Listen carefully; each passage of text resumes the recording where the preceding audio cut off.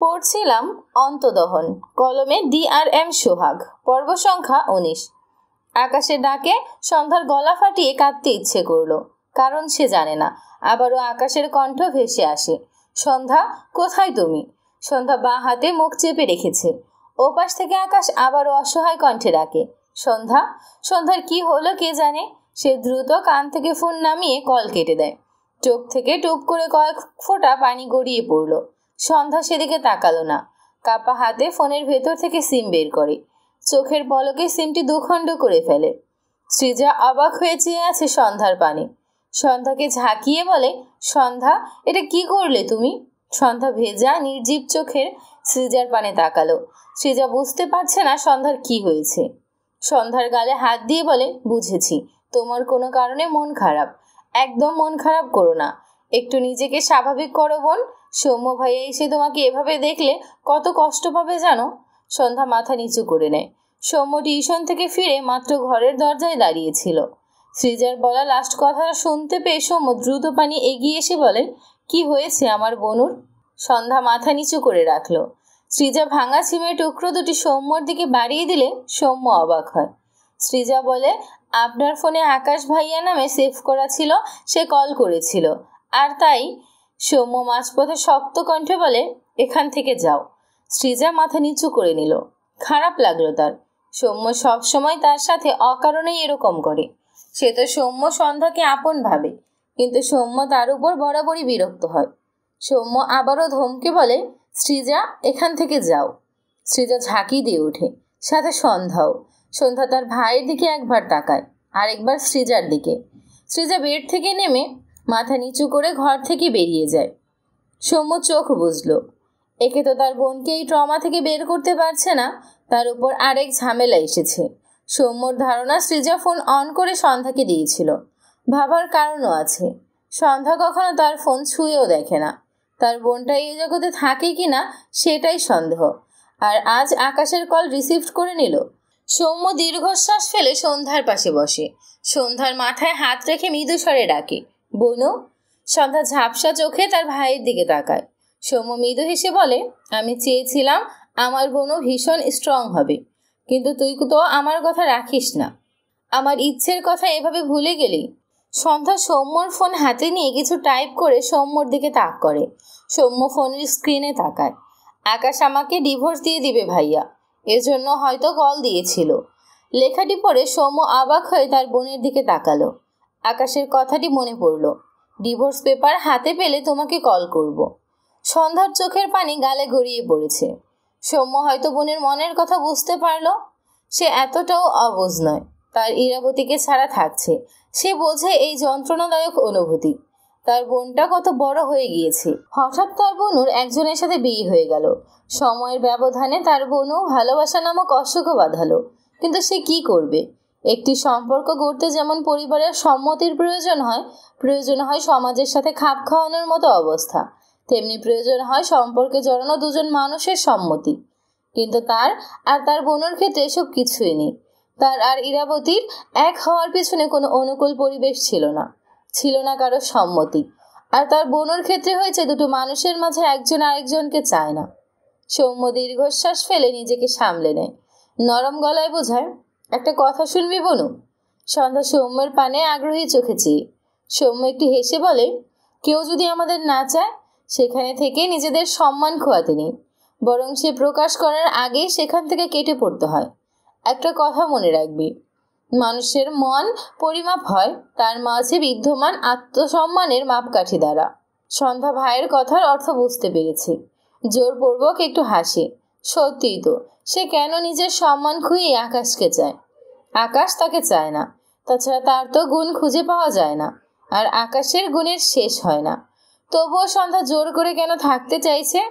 সন্ধ্যাও আর চাইবে না আকাশকে। আবার ভাবে, সে তো চায় না আকাশকে, সে শুধু ডিভোর্স পেপারে সাইন করতে চায় না।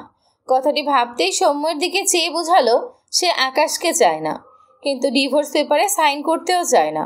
সৌম্য নীরবে চেয়ে রইল। তার বোনও এখনো ছোট, আর একটু বড় হলে হয়তো নিজেই বুঝতে পারবে, তাই আর কিছু বলল না। তাছাড়া আকাশের টপিক আশায় সন্ধ্যা আগের চেয়ে একটুখানি স্বাভাবিক আচরণ করছে। এজন্য সৌম্যর ভালো লাগলো। সন্ধ্যার গালে হাত রেখে বলে, আমাদের কাউকে প্রয়োজন নেই বনু, আমার তুই আছিস, তোর আমি আছি, মনে থাকবে তো? সন্ধ্যা মলিন মুখে মাথা নাড়ল। সৌম্য উঠে দাঁড়িয়ে পরনের শার্ট খুলতে খুলতে বলে, আজ তুই ভাত খেতে দে, অনেক ক্ষুধা লেগেছে। কতদিন হলো তো তুই আমাকে ভুলেই থাকিস। মনে হচ্ছে আজ একটু আধটু মনে পড়েছে তোর একটা অভাগা ভাই আছে। সন্ধ্যার মন খারাপ হলো। সে যে মাঝে মাঝে কি করে এটা নিজেই বুঝতে পারে না। কি করবে সে? বিছানার ওপর থেকে নেমে ঘরের কোনায় গিয়ে প্লেটে ভাত বাড়ে। সৌম্য আর চোখে সন্ধ্যার কাজ দেখে মৃদু হাসল।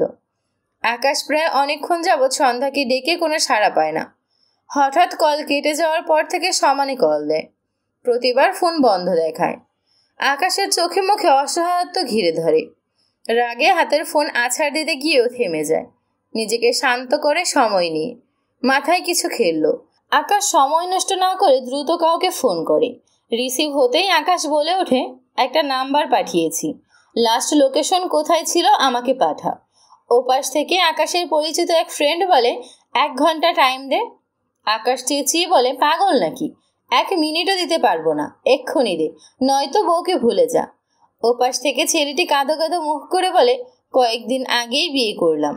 আকাশ বিরক্ত হয়ে বলে, এজন্য ভুলতে সময় লাগবে না। ওপাশ থেকে ছেলেটি অসহায় কণ্ঠে বলে, তোর কাজ করে দিচ্ছি, 5 মিনিট সময় দে অন্তত। আকাশ ছোট করে হুম বলে কল কেটে দেয়। ফোন টেবিলের উপর রেখে টেবিলের ড্রয়ার খুলে একটি কাগজ বের করে। ডিভোর্স পেপার এটা।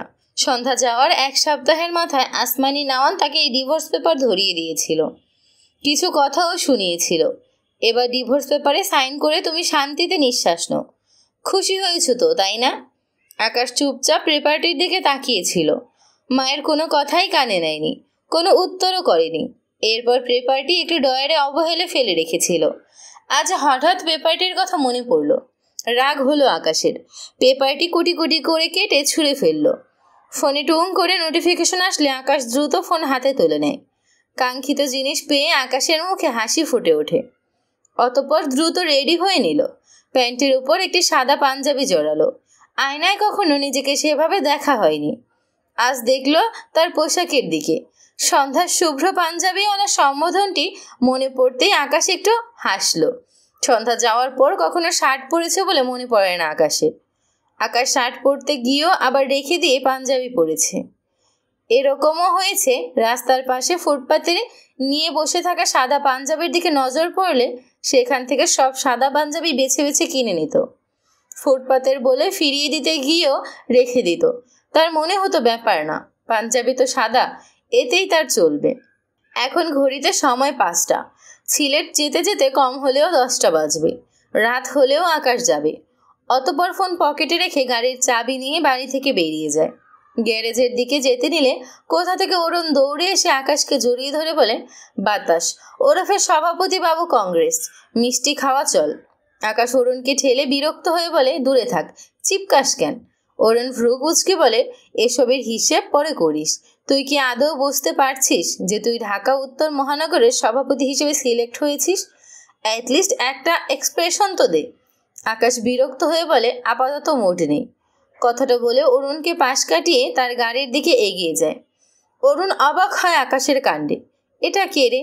আকাশ সভাপতি হয়েছে এই খবর পেয়ে আকাশ নিশ্চিত একটা লাফ দিত, নয়তো নিজেই তার উপর এসে ঝাঁপিয়ে পড়তো। কিন্তু এই তো সামান্য খুশি খুশি এক্সপ্রেশনটাও দিচ্ছে না। ভাবনার মাঝেই আকাশকে গাড়ি ঘুরিয়ে অরুণের দিকে আসতে দেখে অরুণ লাফ দিয়ে সাইডে গিয়ে দাঁড়িয়ে বলে, কিরে বাবা, মারার প্ল্যান করছিস নাকি? কোথায় যাচ্ছিস এখন? আকাশ এক সাইডে গাড়ি দাঁড় করিয়ে কাউকে কল করে। অরুণ জানালার কাছে এসে ঝুঁকে বলে, মিষ্টি কিনতে গেলে আমাকে নিয়ে যা, মিষ্টি আমার ফেভারিট। আকাশ ফোনের ওপাশের ব্যক্তিকে বলে, কাজ আছে আমার, কোথাও যেতে পারবো না, আগামীকাল দেখা হবে, বাই। এরপর কল কেটে গাড়ি স্টার্ট দিয়ে অরুণের উদ্দেশ্যে বলে, মাকে বলবেই কাজে গিয়েছি, আজ নাও ফিরতে পারি। এরপর গাড়ি স্টার্ট দিয়ে চোখের পলকে জায়গাটি প্রস্থান করে। সৌম্য খাবার খেয়ে ঘরের কোনায় বসে কিছু কাগজপত্র নেড়ে চেড়ে দেখছে, বিভিন্ন জায়গার দলিল। এখানে আসার পরপরই সৃজার বাবা তাকে এগুলো বের করে দিয়েছে আর বলেছে এগুলো সব সৌম্যর মা ওনাকে দিয়েছিল। তার মায়ের নামে সব জায়গা।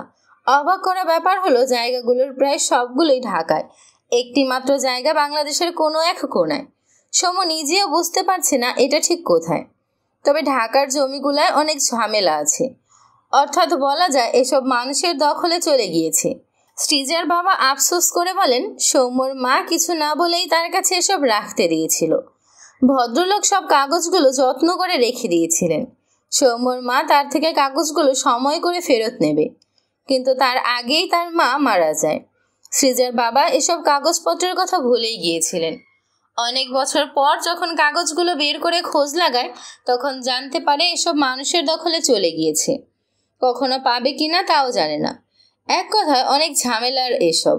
তবে একটি জায়গায় প্রায় 10 শতকের মতো জায়গা আছে, যেখানে কোনো ভেজাল নেই। সৌম্যর অবাক লাগে, তার মা এত জমির মালিক কিভাবে ছিল। মা বাবার কোনো আত্মীয়কে সৌম্য ছোট থেকেই দেখেনি, যেন তাদের দাদা দাদি নানা নানি কেউই নেই। এত বড় হলো অথচ কেউ কোনোদিন খোঁজও নিতে আসেনি। সৌম্য এসব নিয়ে কখনো ভাবেনি, তবে এই কাগজগুলো পাওয়ার পর ভেবেছে। ভাবনা অনুযায়ী সৌম্যর মনে হলো তার মা অনেক বিত্তশালী পরিবারের মেয়ে ছিল। তাহলে তার মা এত কষ্ট কেন করত?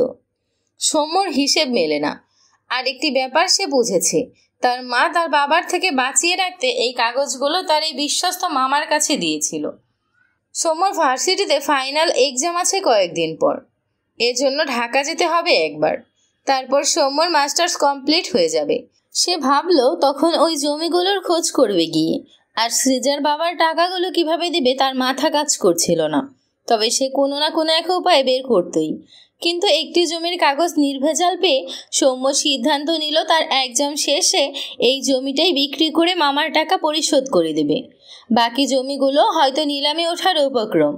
হঠাৎ শুনতে পায় মেয়ে কণ্ঠে সন্ধ্যা নাম নিয়ে অনবরত কেউ ডাকছে আর এদিকেই আসছে। সৌম্য কাগজগুলো ভাঁজ করে ব্যাগে ভরে রাখলো। সন্ধ্যা বিছানার উপর বসেছিল। তার নাম শুনে বিছানা থেকে নেমে দাঁড়ায়। হঠাৎই একটি মেয়ে দৌড়ে এসে সন্ধ্যাকে জাপটে ধরে। সন্ধ্যা বুঝতেই পারেনি। তাল সামলাতে না পেরে পিছন দিকে হেলে ঠাস করে মেয়েটি সহ সন্ধ্যা মেঝেতে পড়ে যায়। সন্ধ্যার মাথায় পিছনটায় খাটের সাথে গিয়ে লাগে। সৌম্য দৌড়ে আসতে আসতে ডাকে, বনু। সোহা নিজেও হতভম্ব হয়ে গিয়েছে। পিছন থেকে সাধন বড় বড় পা ফেলে এগিয়ে তার বোন সোহাকে সন্ধ্যার উপর থেকে টেনে তোলে। সোহার গালে ঠাস করে থাপ্পড় মেরে দেয়। রেগে বলে, এই তোর কমন সেন্স নাই? মেয়েটা ব্যথা পেল না? সোহা অসহায় চোখে সন্ধ্যার দিকে তাকালো। সৌম্য সন্ধ্যাকে উঠিয়ে বসিয়ে বিচলিত কণ্ঠে বলে, বনু, কোথায় ব্যথা পেয়েছিস? সন্ধ্যা সোজা হয়ে বসে মাথা নাড়িয়ে বোঝায় তেমন ব্যথা পায়নি। সোহা অনুতপ্ত স্বরে বলে, সরি সন্ধ্যা, আমি এক্সাইটমেন্টে ভুল করে জড়িয়ে ধরে ফেলেছি তোমাকে। কথাটা বলতেই পিছন থেকে সাধন সোহার মাথায় জোরে চাটি মেরে বলে, তোর তো জীবনেও শিক্ষা হবে না। সোহার রেগে সাধনের বাহুতে থাপ্পড় দিয়ে বলে, এই তুমি সবসময় আমাকে মারো কেন? তোমার হাত চুপ করে থাকে না? অসভ্য ভাই একটা। সাধন রেগে বলে, আর বেয়াদবি করছিস? কঞ্চি এনে আজ শিক্ষা দেব বলে দিলাম। সোহা মুখ কেলিয়ে বলে, যাও তো এখান থেকে। সারা রাস্তা মেরে মেরে এনেও শান্তি হয়নি তোমার। সাধন আবারও সোহার মাথায় থাপ্পড় মারে। সোহাও রেগে সাধনের হাতে কামড়ে ধরে। সাধন সমানে সোহার পিঠে থাপড়াচ্ছে। এদিকে সৌম্য আর সন্ধ্যা বিস্ময় দৃষ্টিতে সোহা আর সাধনের দিকে চেয়ে আছে। কথার ধরনে তো বোঝা যাচ্ছে ভাই বোন, কিন্তু এভাবে মারামারি করতে দেখে সৌম্য সন্ধ্যা অবাক না হয়ে পারল না। দুজনে ঘাড় ফিরিয়ে দুজনের দিকে মুখ চাওয়াচাওয়ি করলো। কি মনে করে দুজনেই একসাথে হেসে ফেললো। সৌম্য গাল চুলকে বলে, তুই এরকম মার খেতে চাস বনু? সন্ধ্যা গাল ফুলিয়ে তাকায়। সৌম্য হেসে আবারও সাধন আর সোহার দিকে তাকায়। দুজনের অবস্থা সেম। এ ওকে মারছে, ও একে। সৌম্য জীবনেও সন্ধ্যার একটা থাপ্পড় দেয়নি। জীবনে পারবে বলেও মনে হয় না।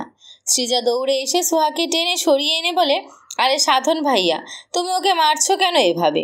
সাধন হাতের দিকে তাকিয়ে দেখলো কামড়ে পুরো মাংস বের করে দিয়েছে। রেগে বলে, একে বিয়ে দিয়ে আমার শান্তি হবে। রাক্ষসীর মতো কামড়ে মাংস তুলে নিয়েছে। সোহা রেগে বলে, আর তুমি যে আমার মাথার চান্দিতে মেরে মেরে জখম করে দিলে। এরপর সৃজার দিকে তাকিয়ে বলে, আপু, ও আমায় সারা রাস্তা মাথায় চাটি মারতে মারতে এনেছে। সাধন রেগে বলে, ভালো করেছি, আরও মারা উচিত তোকে। সৃজা কপাল চাপড়ায়। এরা এত বড় হয়েও আর ভালো হলো না। সৃজা হতাশ কণ্ঠে বলে, দয়া করে তোমরা থামো। মেহমানদের সামনে দুই ভাই বোন মারামারি শুরু করে দিয়েছো। সৃজার কথায় সোহা আর সাধন দুজনেই সৌম্য আর সন্ধ্যার দিকে তাকালো। সৌম্য সন্ধ্যাকে উঠিয়ে বিছানায় বসিয়েছে। সোহা সাধন দুজনেই কেমন অপ্রস্তুত হয়ে গেল। তারা ভুলেই বসেছিল এখানে অপরিচিত দুজন আছে। মারামারির সময় কিছু মনে থাকে না। সৃজা সন্ধ্যার দিকে চেয়ে বলে, সন্ধ্যা, পরিচয় করিয়ে দিই, এর নাম সোহা, আর ওই ভাইয়ার নাম সাধন। অনেক আগে আমাদের এখানে থাকতো, তখন থেকে ওরা আমার একদম নিজের ভাই বোন হয়ে গিয়েছে। চঞ্চল সোহা এগিয়ে এসে সন্ধ্যার পাশে দাঁড়িয়ে বলে, আমি তোমার জন্যই এসেছি। তুমি কেমন আছো সন্ধ্যা? সন্ধ্যা সৌম্য দুজনেই ভারী অবাক হয়। মেয়েটি এমনভাবে কথা বলছে যেন কতই না চেনা তাদের। সোহা হেসে বলে, আমি জানি তুমি ভালো নেই, তোমার মন ভালো করতেই আমি এসেছি। আমি যেখানে থাকি সেখানে কারো মন খারাপ থাকতেই পারে না। সন্ধ্যা মেয়েটির কথা একটু হাসলো। সাধন এগিয়ে এসে সৌম্যর উদ্দেশ্যে বলে, তুমি সৌম্য তাই না? সৌম্য দাঁড়িয়ে সাধনের দিকে হাত বাড়িয়ে কুশলাদি করে ছোট্ট করে বলে, জি। সাধন হেসে বলে, সৃজার আব্বু আঙ্কেল আমাদের সাথে তোমাদের অনেক গল্প আগে থেকেই করতো। তোমরা এসেছো শুনে আমরা দেখা করতে চলে আসলাম। সৌম্য মৃদু হাসলো। সোহা সাধনের সাথে পরিচিত হয় তারা। দুই ভাই বোন, তাদের মাঝে শুধু বয়সের মিল ছাড়া আর কোনো মিল নেই। সোহা সাধন দুজনেই অনেক ফর্সা আর ভীষণ চঞ্চল, কিন্তু সৌম্য সন্ধ্যা ঠিক এর বিপরীত। সোহা ফ্রেশ হয়ে কিছু খেয়ে সেই যে সন্ধ্যার পাশে গল্প করতে বসেছে, এরপর থেকে একটুও ওঠেনি। মেয়েটি এত হাসায় সন্ধ্যা না চাইতেও হেসে ফেলে। সৃজা স্বস্তির নিঃশ্বাস ফেলে। অবশেষে সন্ধ্যাকে একটু হলেও স্বাভাবিক পাচ্ছে সোহার জন্য। সৌম্য সন্ধ্যাকে হাসতে দেখে স্বাভাবিক হয়ে ইশারায় অনেক কিছু বোঝাতে দেখে ভীষণ শান্তি পায়। তার এই পাতানো মামার ঋণ সৌম্য কখনো শোধ করতে পারবে না। না চাইতেও তার কত শত সমস্যার সমাধান করে দেয়। রাত প্রায় 8টা। সাধন কোথা থেকে এসে সোহার মাথায় একটি চাটি মারে। সোহা কথার মাঝে মাথায় ব্যথা পেয়ে মাথা ডলতে ডলতে বাঁ হাতে সাধনের পেট বরাবর একটি ঘুষি মারে। সাধন রেগে বলে, আমি তোর বড় ভাই, আবার মারলি আমাকে? সোহা রেগে বলে, আর তুমি যে এসে মারলে তার বেলায়? সাধন দাঁত কিরমিরিয়ে বলে, বাড়ি যাবি না? কত রাত হয়েছে দেখেছিস? কখন থেকে আন্টি খেতে ডাকছে? বলতে বলতে সোহার মাথায় আরেকটা চাটি মারে। সোহা আবারও সাধনকে মারতে গেলে সন্ধ্যা সোহাকে আটকে দেয়, ইশারায় না করে। সোহা কাঁদো কাঁদো মুখ করে বলে, তুমি নিষেধ করছো। তুমি জানো এই ভাইয়াটা আমাকে মেরে মেরে আমার জীবনটা পুরো ভেজে দিয়েছে। সৌম্য এগিয়ে এসে বলে, তোমরা কি সবসময় এরকম মারামারি করো? সাধন একটু আমতা আমতা করে বলে, তুমি চেনো না ওকে, ওর থেকে বাদরও ভালো আছে। সোহা ভেঙচি কাটে। সৌম্য কি বলবে বুঝলো না। সে তো পদে পদে শুধু অবাক হচ্ছে। সে সন্ধ্যাকে একটু টাচও আস্তে করে, তার বোন যেন ব্যথা না পায়। আর এই ছেলে তার বোনকে দিব্যি মেরে যাচ্ছে। রাতের খাবার শেষে সোহা আর সাধন আরও বেশ কিছুক্ষণ গল্পগুজব করে। কখন রাত 10টা বেজে গিয়েছে গল্পের তালে কেউ বুঝতেই পারেনি। সৃজার বাবা সাধনকে থাকতে বললে সে জানায় আজ কোনোভাবেই থাকা যাবে না, তার অনেক গুরুত্বপূর্ণ কাজ আছে। সোহাও রেডি হয়ে আসে। হঠাৎ মাথায় কিছু আসতেই সৃজার বাবার কাছে গিয়ে বলে, আঙ্কেল, সন্ধ্যাকে আমার সাথে নিয়ে যাই প্লিজ আঙ্কেল। সৃজার বাবা কিছু বলার আগেই সৌম্য বলে, না, আমার বোনও কোথাও যাবে না। সোহা অসহায় চোখে তাকায়। সন্ধ্যার ভাই কেমন অদ্ভুত, তার ভাই তো তাকে দু চোখে সহ্যই করতে পারে না, আর এদিকে সন্ধ্যার ভাই সন্ধ্যাকে দু চোখের আড়াল হতেই দেয় না। হ্যাঁ, সন্ধ্যার কি কপাল। এসব ভাবনা রেখে সোহা সন্ধ্যার হাত ধরে সৌম্যর সামনে এসে বলে, ভাইয়া, আপনার বোনকে অনেক যত্নে রাখবো, প্লিজ যেতে দিন। সৌম্য বিরক্ত হয়ে সন্ধ্যাকে টেনে তার পাশে দাঁড় করিয়ে বলে, কোনো দরকার নেই, আমি আমার বোনের যত্ন করতে পারি। সৌম্যর কথা শুনে সৃজার বাবা হাসে। এক বোন পাগলার কাছে এই সোহা কি সব ভুলভাল আবদার করছে। সোহা সন্ধ্যার দিকে তাকিয়ে বলে, সন্ধ্যা, তোমার ভাইয়াকে বোঝাও প্লিজ, তোমাকে আমি অনেক কিছু রান্না করেও খাওয়াবো। সন্ধ্যা সোহার কথা হেসে ফেলে। মনে হচ্ছে সে ছোট বাচ্চা, তাকে খাবার লোভ দেখিয়ে যেতে বলছে। ইশারায় বলে, তোমরা আজকে যাও, আবার এখানে আসবে কেমন? সন্ধ্যার বোবা কথা সব বুঝতে পেরে মন খারাপ করে বলল, ও, তুমি আমার সাথে যেতে চাইছো না? তোমাকে আমি আমার বোন ভাবলেও তুমি ভাবতে পারছো না। সন্ধ্যা মন খারাপ করে তাকালো। মেয়েটি ভীষণ ভালো, কয়েক ঘন্টার পরিচয়ে মনে হচ্ছে কত যুগের চেনা। সন্ধ্যা তার ভাইকে ডেকে ইশারায় বোঝালো, ভাইয়া আমি যাই ওর সাথে। সৌম্য সাথে সাথে বলে ওঠে, তুই আবার আমাকে রেখে চলে যেতে চাইছিস বোনু? সন্ধ্যা অসহায় চোখে তাকালো ভাইয়ের দিকে। সে যেদিকেই যাচ্ছে সবাই তাকে ভুল বুঝছে। সৃজার বাবা হেসে বলে, সৌম্য চিন্তা করো না, সাধনার সোহা সন্ধ্যার অনেক আপ্যায়ন করবে। সোহা মায়ের সন্ধ্যাকে খুব পছন্দ হবে। সোহা খুব খুশি হলো। সৌম্য মানবে না, পাগল নাকি? সে রাতে ঘুমোতেই পারবে না তার বোন অন্য কোথাও গেলে? সাধন এগিয়ে এসে বলে, সৌম্য, তুমিও আমাদের সাথে চলো, আমাদের ওখানটা তোমাদের ঘুরিয়ে দেখাবো। সৃজার বাবাও সাধনের সাথে একমত। অচেনা অজানা কারো বাড়িতে যেতে সৌম্য যদিও ভীষণ ইতস্তত বোধ করছিল, কিন্তু সন্ধ্যার দিকে চেয়ে রাজি হলো। সন্ধ্যা ছোঁয়ার সাথে খুব সুন্দর মিশে গিয়েছে। তার জীবনে চাওয়ার মধ্যে সর্বপ্রথম চাওয়া তার বোন ভালো থাকুক, এ কারণে সৌম্য রাজি হয়। এরপর সকলে রেডি হয়ে সাধনদের বাড়ির উদ্দেশ্যে রওনা হয়। সাধন সৌম্য আগে আগে হাঁটছে, সোহা সন্ধ্যা আর সৃজার পিছু পিছে হাঁটছে। ঘড়িতে প্রায় 10:30। আকাশ মাত্র ভানুগাছ গ্রামে এসে নেমেছে। মেইন রাস্তা থেকে গাড়ি আর ভেতর দিকে আসে না। বিরক্ত হলো সে। কোন অজপাড়া গ্রাম এটা কে জানে। গাড়ি সাইড করে রেখে মেইন রাস্তা থেকে কাঁচা রাস্তায় নেমে পড়ে। চারিদিকে কেমন ঘুটঘুটে অন্ধকার। আকাশ পকেট থেকে ফোন বের করে ফ্ল্যাশ জ্বালিয়ে রাস্তার দিকে তাক করে হাঁটতে থাকে। বাম পাশটায় পাঞ্জাবির সাথে কি যেন বেঁধে যাওয়ায় আকাশ দাঁড়িয়ে গিয়ে বাম দিকে ফিরে তাকায়। তখনই আকাশের পাশ দিয়ে সৌম্য সাধন পাস করে যায়। পিছু পিছু সন্ধ্যা, সোহা আর সৃজা আকাশের পাশ দিয়ে পাস করতে গিয়ে সন্ধ্যা আকাশের ডান বাহুর সাথে ধাক্কা খেয়ে ঠাস করে পড়ে যায়। রাস্তাটি ছোট, একসাথে 3 জন, আবার পাশে আকাশ দাঁড়িয়ে থাকায় সন্ধ্যা আকাশের সাথে বেঁধে গিয়েছে। অন্ধকারে তেমন কিছু দেখাও যায় না। সন্ধ্যা কোমরে ব্যথা পেয়ে চোখ মুখ কুঁচকে নিয়েছে। আকাশ বিরক্ত হলো। পাঞ্জাবি ছুটাতে পেরে সে আর এখানে দাঁড়ালো না। যে পড়ার পড়েছে, তার মাথায় আপাতত সন্ধ্যা ঘুরছে। সে কাঙ্ক্ষিত জায়গায় পৌঁছে তবেই দম নেবে। পায়ের গতি বাড়িয়ে দ্রুত পায়ে সামনের দিকে এগিয়ে যায়। এদিকে সন্ধ্যাকে পড়ে যেতে দেখে সোহা দ্রুত সন্ধ্যার পাশে বসে বলে, হায় হায়, পড়লে কিভাবে? সৃজা ফোনের আলো ধরেছে। সোহা সামনে তাকালে দেখলো একটি পাঞ্জাবি পরা ছেলে গট গট পায়ে এগিয়ে যাচ্ছে। রাগ হলো তার। কিছু বলতে নেওয়ার আগেই সৌম্য দৌড়ে এসে বলে, তোমরা আমার বোনকে ফেলে দিয়েছো কেন? সোহা আর সৃজা ভুরু কুচকে তাকালো। তারা আবার কখন ফেলে দিল সন্ধ্যাকে? সৌম্য সন্ধ্যাকে ধরে ধরে উঠিয়ে জিজ্ঞেস করে, বোনও কোথাও ব্যথা পেয়েছিস? পিছন থেকে সাধন বলে, তুমি এত হাইপার হও কেমনে ভাই? মানুষের সোনা হারিয়ে গেলেও তো এত হাইপার হয় না। সন্ধ্যা ঝাপসা চোখে সৌম্যর পানে চেয়ে আছে। যদিও অন্ধকার, তবু একটু আধটু যা দেখতে পেল, সন্ধ্যার মনে হয় তার ভাই এত ভালো কেন।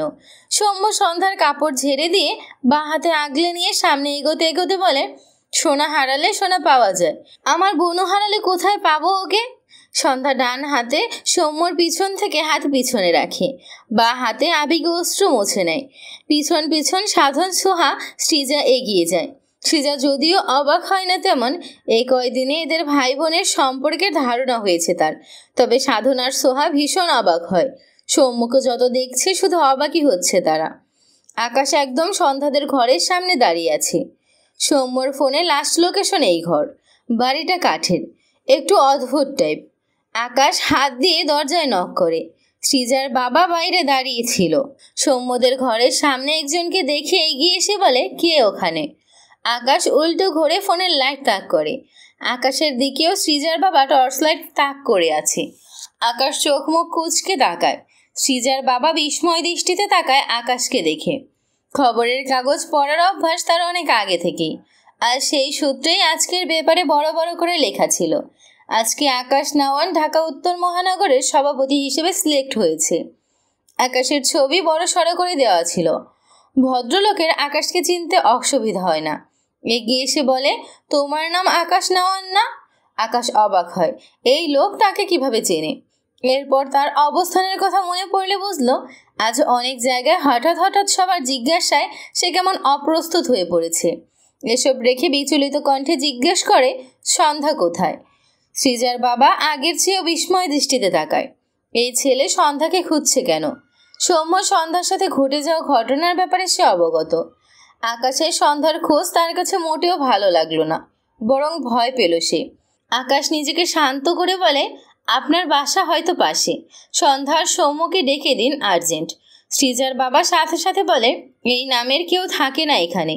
কথাটা বলে সে উল্টো ঘুরে তার ঘরের দিকে যায়। আকাশ জহুরি চোখে চেয়ে আসে সৃজার বাবার দিকে। মনে হচ্ছে লোকটি পালিয়ে গেল। আকাশ কিছু বলতে গিয়েও বলল না। উল্টো ঘুরে ঘরের দরজার খেয়াল করে দেখল বাইরে থেকে দরজা আটকে রাখা, তবে তালা দেওয়া নয়। আকাশ একটুও সময় ব্যয় না করে দ্রুত দরজার সিট কিনে খুলে ফেলে। তার ফ্রেন্ড তাকে এই লোকেশনটিই দিয়েছে। সন্ধ্যা সৌম্য এই ঘরে নিশ্চয়ই থাকে, হয়তো বাইরে গিয়েছে। এসব ভাবনা থেকে দরজা খুলল। ওইদিকে সৃজার বাবা দরজা খোলার শব্দ পেয়ে দ্রুত এগিয়ে আসে। আকাশ ঘরের ভেতর গিয়ে ফোনের ফ্ল্যাশ চারদিকে ঘোরায়। সুইচ বোর্ড চোখে পড়লে ঘরের লাইট জ্বালিয়ে দেয়। পিছন থেকে সৃজার বাবা বলে, এসব কি ধরনের অসভ্যতামি? রাত বিরেতে অচেনা মানুষদের ঘরে এভাবে ঢুকেছো কেন? আমার এখানে তোমার ক্ষমতা চলবে না। সৃজার বাবার কথা আকাশের কানে গিয়েছে কিনা তার দৃষ্টি ঘরের কোনায় টেবিলের ওপর। আকাশ দ্রুত পায়ে এগিয়ে গিয়ে দেখল টেবিলের কোনায় একটি শুকনো বকুল ফুলের মালা, পাশেই সেই সেম ছবি যেটা সন্ধ্যা নিজ হাতে এঁকে তাকে দিয়ে এসেছিল। আকাশ কাগজটি আর বকুল ফুলের মালা দুটোই ডান হাতে তুলে নেয়। এই দুইটি জিনিসই সন্ধ্যা তাকে দিয়েছিল। আকাশ আজও রেখে দিয়েছে, সন্ধ্যাও রেখে দিয়েছে এগুলো। আকাশ দৃষ্টি ঘুরিয়ে ঘরের আশেপাশে তাকায়। সন্ধ্যা এই ঘরে নেই কেন? ঘরের কোনায় সন্ধ্যার একটি পরিচিত শাড়ি দেখতে পেয়ে আকাশ ঢোক গিলল। সৃজার বাবা রেগে বলে, আমি তোমাকে কিছু বলেছি? আকাশ চোখ বুঝল, এই লোকটি তাকে মিথ্যে বলছে কেন। দ্রুত উল্টে ঘুরে শক্ত কণ্ঠে বলে, সন্ধ্যা কোথায়?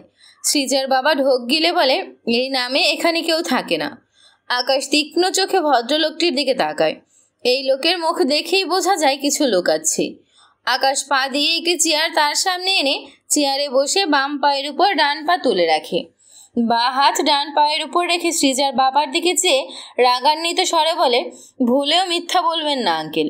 আমি বাবার বয়সী লোকদের সম্মান করি। আপনি সন্ধ্যাকে আনুন, নিজের সম্মান বাঁচান।